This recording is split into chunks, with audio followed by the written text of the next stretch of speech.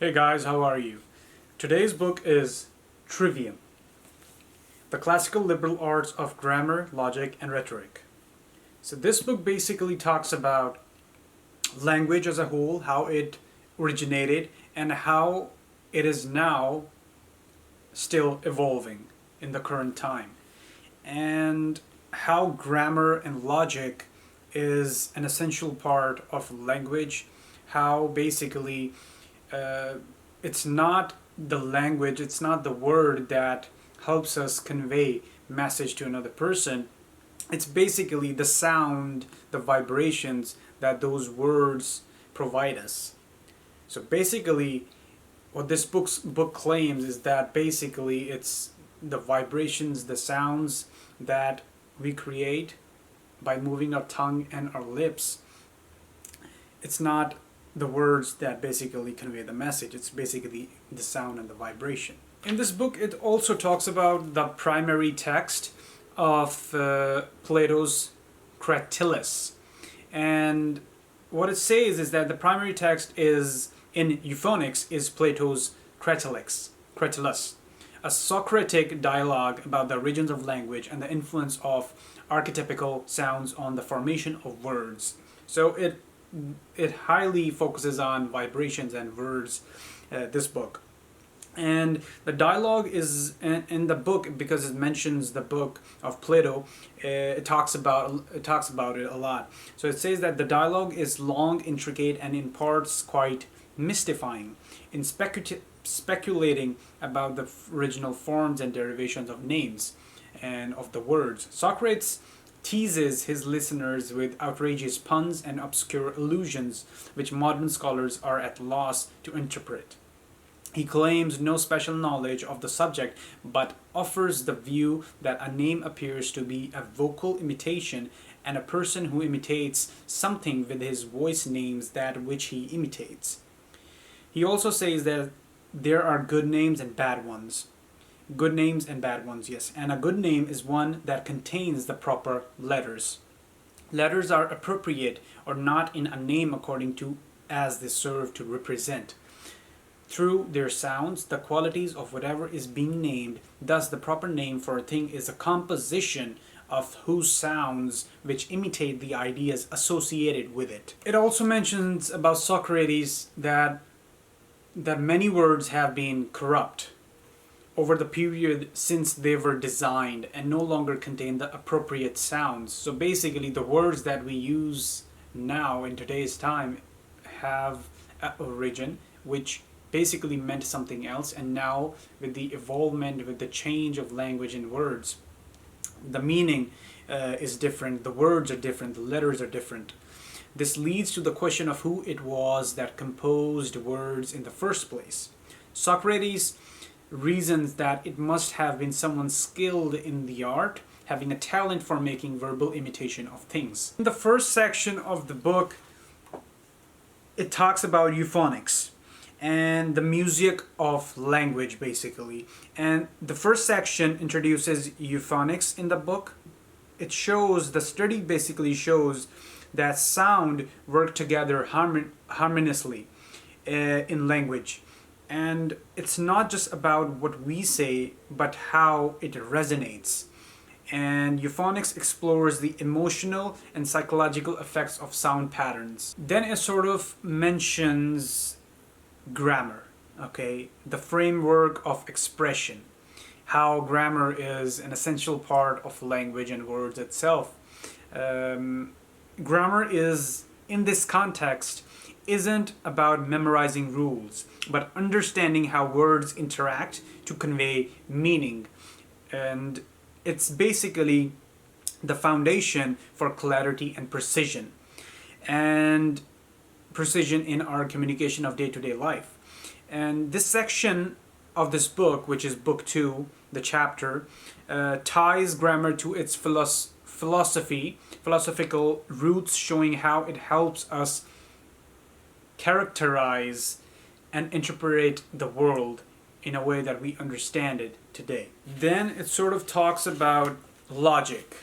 And logic, what it mentions is that is the path to truth by using language. And logic is basically the discipline that trains us to think clearly and critically. And this section of the book delves into the fallacies and the difference between inductive and deductive reasoning inside the language itself. And it emphasizes the necessity of logic in navigating a world with misinformation. Now, it also mentions rhetoric, which is basically, it says that this is the power of persuasion. And rhetoric is where grammar and logic converge into an artful expression of the language itself and the words itself. It explores Aristotle's ethos and pathos and logos and examines how they function in persuasive speech, and sort of like in persuasion speech and writing and reading. This part of the book is basically used with the intent to enlighten rather than deceive. How language becomes a part of our DNA, of our morality itself. Let me just also show you how it goes through in the book. It starts with chapter, book 1, and each alphabet and its history, its euphonics, its etymology is mentioned. See this? Like, it goes till the letter Z, K, with illustrations also.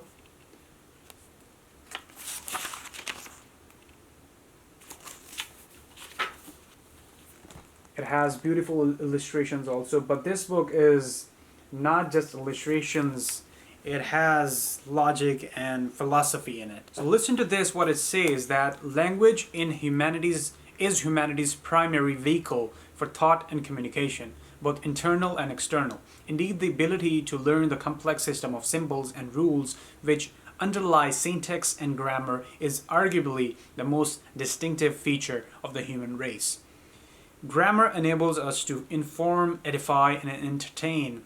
It allows us to reason, debate, and argue. It helps us to study, build, and use complex things from recipes to spaceships. Aristotle and the Stoics thought that grammar, although patterned, was also essentially messy, whereas later grammarians such as Dionysius, Thrax, Varro, and Persician praised and encouraged regularities in language. You see how language is mentioned, the scripts, the old scripts, and all of the languages, how basically A was evolved over time.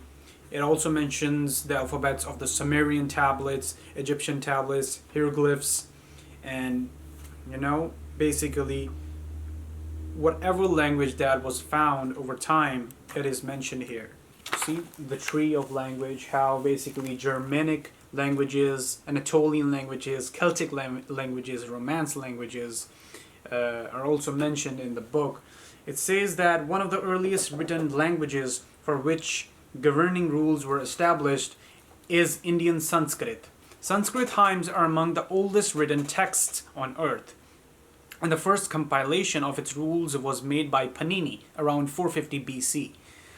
And where words undergo changes to express, so it says that one of the most prominent features of Sanskrit is inflection, where words undergo changes to express relationships.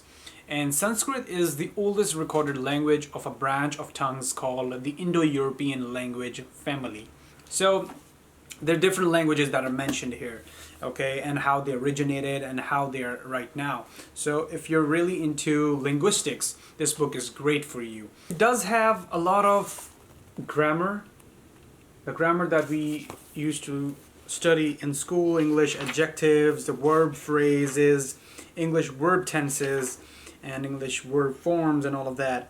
But it also has an origin, to make the reader understand that how they basically originated. And it's not just basic school stuff.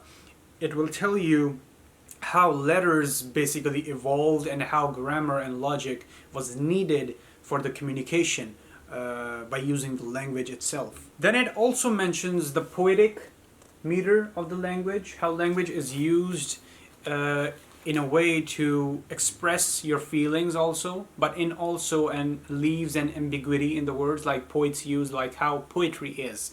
And it basically this part of the book of the poetry, it shows how the structure of rhythm of language affect its aesthetic and mnemonic power. And it's not just for poets. Anyone who writes or speaks can benefit from an understanding of meter and form of the poetic meter and form of this chapter. And it will tell you basically how the syllables, how the poetry itself, how the patterns in the poetry itself evolved over time, how they originated. And yeah, it's basically like literally it talks about everything about the language.